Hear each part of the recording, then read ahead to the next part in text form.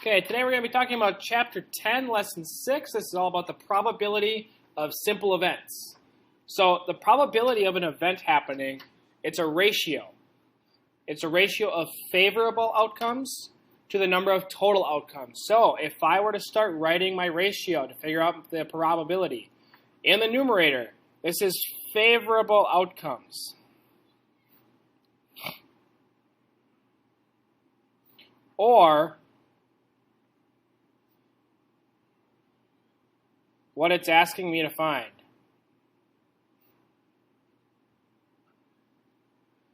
In the denominator, this would be total outcomes. And this is how many options.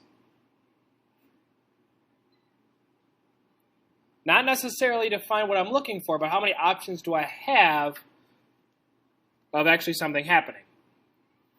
So when I look at the probability, it's always between 0 and 1, because if I convert 1 to a percent, it becomes 100%. And I can't have a probability of over 100%. But if I have a probability of 0, that means that this is impossible. It cannot happen.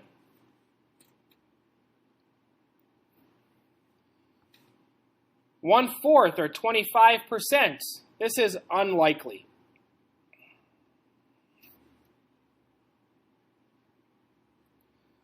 If I have a probability of a half or 50%, that means it could happen or it could not happen. So we call that equally likely.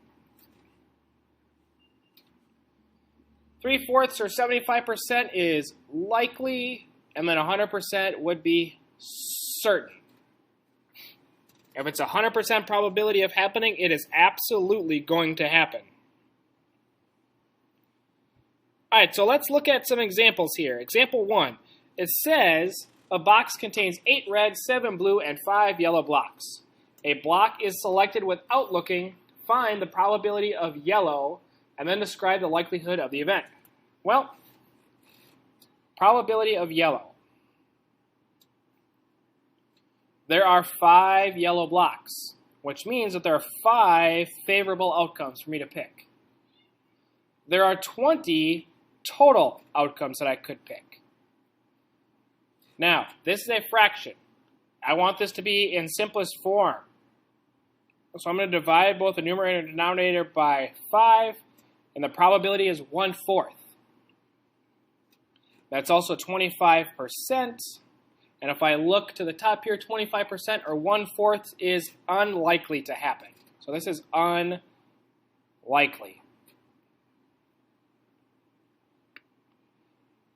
Number 2, it says, suppose a number cube is rolled whose sides are numbered 1 to 6.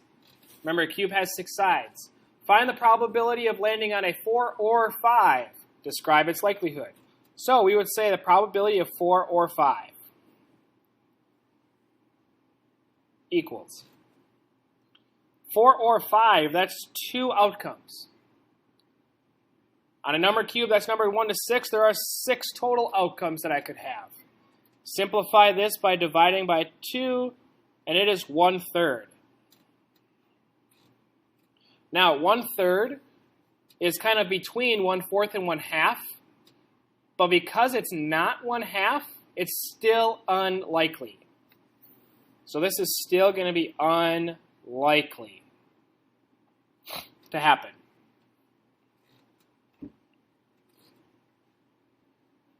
All right, let's look at example 3 here. This is all about the probability of the complement. Complement means not what you're looking for.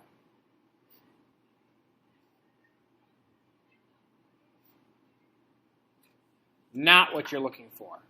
So in the previous problem, we had the probability of yellow.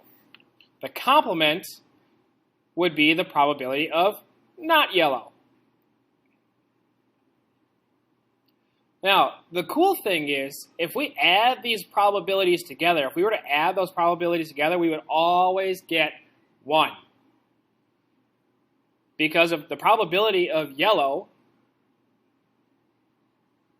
and then obviously not picking yellow, you can't either have yellow or not yellow. You can't have any other options, which means that if I pick a cube out of here, it's either going to be yellow or it's either going to be not yellow. 100% of the time. So if I do this, this would be the probability of, like, the complement would be not favorable over total.